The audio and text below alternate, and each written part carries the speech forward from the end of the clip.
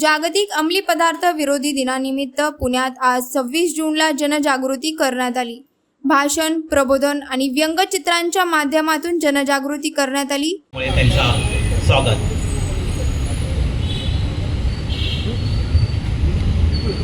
पुणेकरांना कुतूहल निर्माण झालेलं आहे।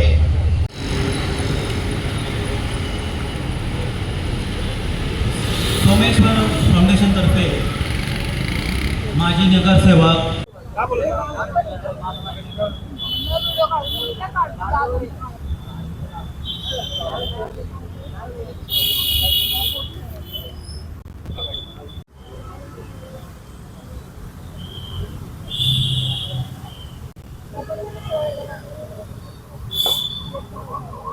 यावेळी उच्च व तंत्र शिक्षण मंत्री चंद्रकांत पाटील हे देखील उपस्थित होते। यावेळी बोलताना व्यसनामुळे पूर्ण वाया गेलेलं शहर अशी पुण्याची प्रतिमा निर्माण करणं बंद केलं पाहिजे असं चंद्रकांत पाटील म्हणाले। जागतिक अँटी ड्रग्ज डे व्यसनांच्या विरोधी अभियान करण्याचा, व्यसनांच्या विरोधी एकत्र येऊन लढण्याचा जो दिवस आहे, त्याच्यामध्ये सुरुवातीला माजी नगरसेवक सनी निमनचं मी अभिनंदन करेन की केवळ भाषण, प्रबोधन असं न करता एका वेगळ्या पद्धतीने हा विषय त्याने व्यंगचित्राच्या माध्यमातून समोर आणला। व्यंगचित्री जी एव्हाना पूर्ण होत आली ती एवढा परफेक्ट करेक्ट मेसेज देत आहेत की खरं म्हणजे ते एक व्यंगचित्र पाहणाराही व्यसनाच्या आहारी गेला नसेल, गेल्यानंतरचे उपाय वेगळे आहेत, मग त्याला व्यंगचित्र नाही बोलणार। व्यसनाच्या आहारी गेला नसेल तर हे व्यंगचित्र पाहून नक्कीच तो त्याच्या मनामध्ये निर्धार करेल की अरे बाबा ह्या वाटेमध्ये लावायला नको। आणि त्यामुळे केवळ भाषण असं न करता सनीने व्यंगचित्रकारांना जे अपील केलं आणि अतिशय परफेक्ट व्यंगचित्र तयार झाली, त्याबद्दल मी सनीचे अभिनंदन करतो। सगळे व्यंगचित्रकार हे टॉपचे व्यंगचित्रकार आहेत, तर त्यांनी हा वेळ काढला त्याबद्दल त्यांचं समाजातला एक नागरिक म्हणून, या राज्याचा मंत्री म्हणून आभार मानतो।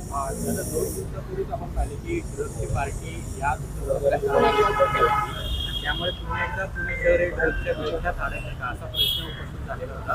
दरवर्षी आपण अंमली पदार्थ विरोधी उपक्रम साजरा करतो, पण फरक काहीच पडत नाही। तरुणाई पुन्हा एकदा त्याच्याच आहारी जाणार पाहिजे। काय करणं अपेक्षित आहे सरकार आणि समाजाने? पहिलं तर खूप विचारपूर्वक आपल्या सगळ्यांच्या माध्यमातून सगळ्यांना आवाहन करतो की प्रमाण वाढत चाललंय की नाही, नक्की चिंताजनक आहे की नाही, नक्की, पण 70 लाख लोकसंख्येचं शहर हे जवळजवळ आता गेलं कामातून।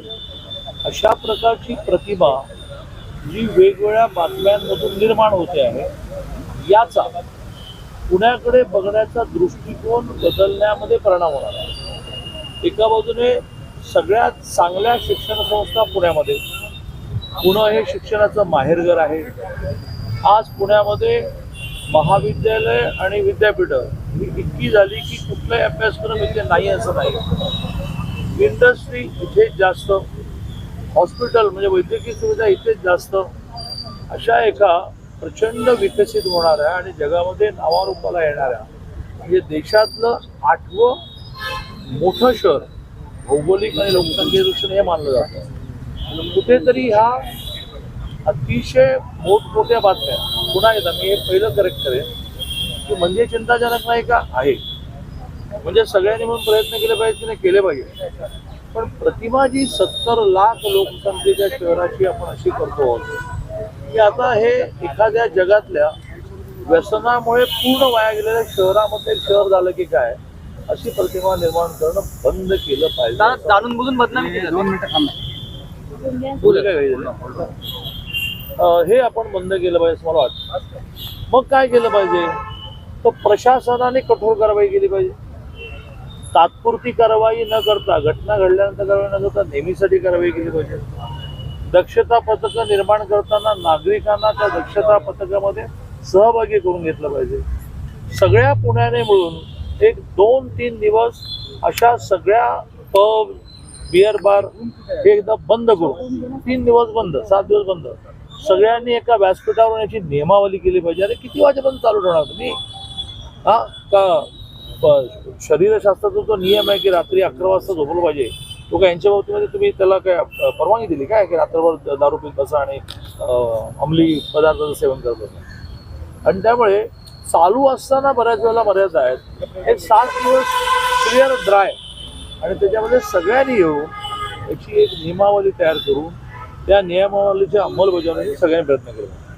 माझं डिपार्टमेंट जे आहे, माझं हा शब्द चुकीचा आहे, आमचं जे डिपार्टमेंट आहे शासनाचं उच्च शिक्षा आणि तंत्रशिक्षा, त्याच्या वतीने आम्ही खूप गांभीर्याने ह्या आठवड्यामध्ये प्रत्येक कॉलेजवर एक ॲडिशनल पोस्ट व्हिजिटिंग का होईना ही क्रिएट करता येईल का, की ज्याच्यामध्ये ज्याला आपण म्हणता येईल की काउन्सिलिंगचं काम त्यांचं असेल.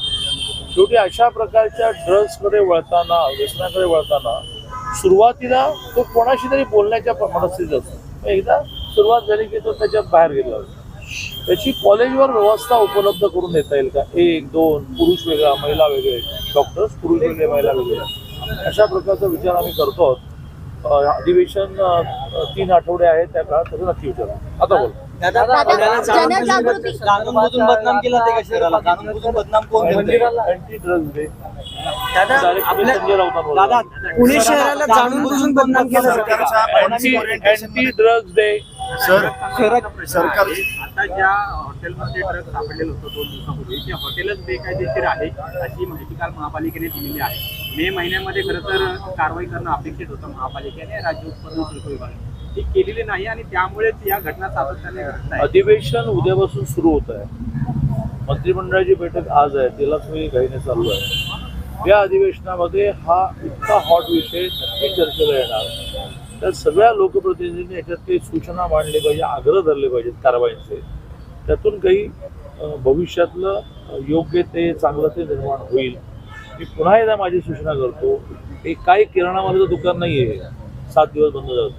7 दिवस बंद करा सगळे दुकान, A to Z सगळे दुकान बंद. सर, जे आणि सगळ्या समाजाने एकत्र येऊन त्याची नियमावली तयार करा. व्यसनमुक्तीमध्ये काम करणाऱ्या कार्यकर्त्यांचं असं म्हणणं आहे की सरकारची कॉन्ट्राडिक्टरी धोरणं, एकमेकांना विरोधाभासी धोरणं जी आहेत ती त्याला जबाबदार आहेत.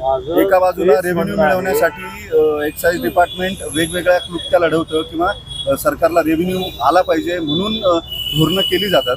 दुसरीकडं त्याच धोरणांच्या अगेन्स्ट पुन्हा सामाजिक जबाबदारी म्हणून सरकारची या अंमली पदार्थांच्या विरोधातल्या मोहिमा चालवल्या जातात.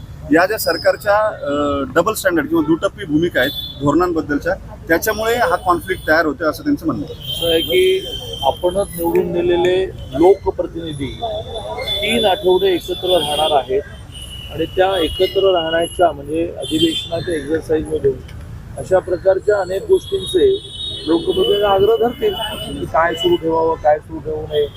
माझा पुण्यापुरता हा पुण्याच्या निमित्ताने विषय असा आहे, पुण्यापुरता विषय असा आहे की समाजातून याची नियमावली ठरवली पाहिजे. समजा अशा प्रकारच्या व्यवसायात असणाऱ्या लोकांचं म्हणणं असेल बाबा एकदम कुठे बंद करता, काही नियम करा, तर नियम करा. पण दारू बनवणाऱ्या कारखान्यामध्ये काम करणाऱ्या लोकांचे आणि विषारी दारू बनवणाऱ्या कारखान्यामध्ये काम करणारे कामगार बेरोजगार होतील म्हणून विषारी दारू बनवू द्या असं म्हणता येणार नाही ना. पबमधले कर्मचारी बेरोजगार होतील, त्यांना वेगळा रोजगार द्या. पण म्हणून पब पहाटे 4 पर्यंत चालू ठेवता येणार नाही ना. आणि 18 वर्षाच्या खालच्या मुलांना अंमली पदार्थ देता येणार नाहीत ना. त्यामुळे त्या इंडस्ट्रीने सुद्धा आपण काय बोलतोय याचं भान ठेवलं पाहिजे. नियम म्हणा बरं, असं कसं काही नियम करा, आम्ही नियमाला तयार आहोत. मला काही लोक येऊन भेटले, म्हटलं तुम्ही जा आणि प्रशासनाला हे म्हणा की तुमच्या नियमाच्या चौकटीत आम्ही राहायला तयार आहोत. दादा, काल ओवैसीने संसदेमध्ये अँटी दादा दिल्लीसह राज्यातील पाणी टंचाईचा प्रश्न जो आहे तो भीषण असलेला पाहायला मिळतोय.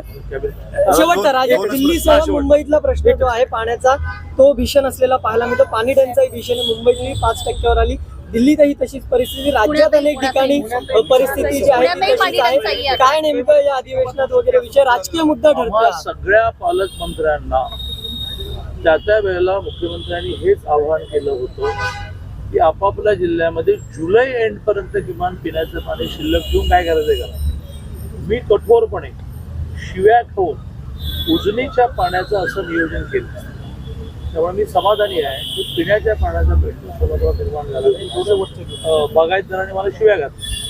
पण कधी त्यांना पूरक काही गोष्टी करत. पण मी हे धोरण ठेवलं की उजनी मायनसमध्ये सुद्धा किती जाऊ द्यायची. मला समाधान असं आहे की उजनी परिसरामध्ये पाऊस गेल्या काही दिवसात इतका झाला की उजनीचं पाणी हे 7 TMC वाढलं. जसा जसा पाऊस धरण क्षेत्रात पडायला लागेल तसा दादा शेवटचा प्रश्न, रोहिणी खडसेंनी असं म्हणलं की शिक्षण जे तुमचे शिक्षण मुलींच्या मोफत शिक्षणाच्या बाबतीमध्ये केलेल्या स्टेटमेंट पासून मी किंवा सरकार मागे गेलेलं नाही. राज्यामध्ये जरी आचारसंहिता संपली असली तरी मुंबईमध्ये आज संध्याकाळपर्यंत तरी किमान म्हणजे अजून 2-3 दिवस होता, कारण मुंबईमध्ये पदवीधर आणि शिक्षकच्या निवडणुका आज आहे, चालू आहे मतदान. एखाद्या वेळेस त्याच्या रिझल्ट नंतर ती आचारसंहिता संपले. त्यामुळे मुंबईमधून बसून, मंत्रालय कुठे मुंबईत आहे, सरकार कुठे मुंबईत आहे, मुंबईत बसून आचारसंहिता संपेपर्यंत निर्णय करता येत नाही. त्यामुळे थांबलेला आहे. पण सरकारही मागे गेलेलं नाही, मी मागे गेलेलं नाही.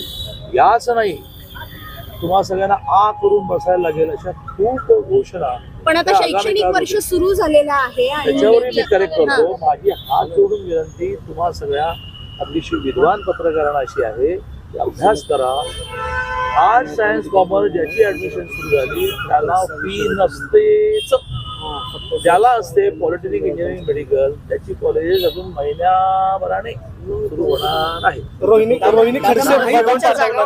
खडसे म्हणजे बदाम पाठवणार आहे आम्ही. ते बहुतेक दरवेळेला ते मुक्ताईनगरचे आमदार चंद्रकांत पाटील ते त्यांच्या तालुक्यात आहेत ना, आणि मी नेहमी कन्फ्युजन होत असतो. बहुतेक रोहिणीताई त्या अपक्ष आमदार चंद्रकांत म्हटलं मला बदलावाची आवश्यकता नाही. दादा महायुतीच्या जागा वाटपावर काय ठरलंय? दादा महायुतीच्या जागा वाटपात, कारण अमोल मिटकरी सातत्यानं म्हणतात की ड्रग डे. दादा फक्त हे शेवटचा प्रश्न आहे दादा. अरे तुझे केस आहेत ना, परत म्हटलं मला असं अनकम्फर्टेबल झालं होतं. म्हटलं तुला मला एवढं या सगळ्यांनी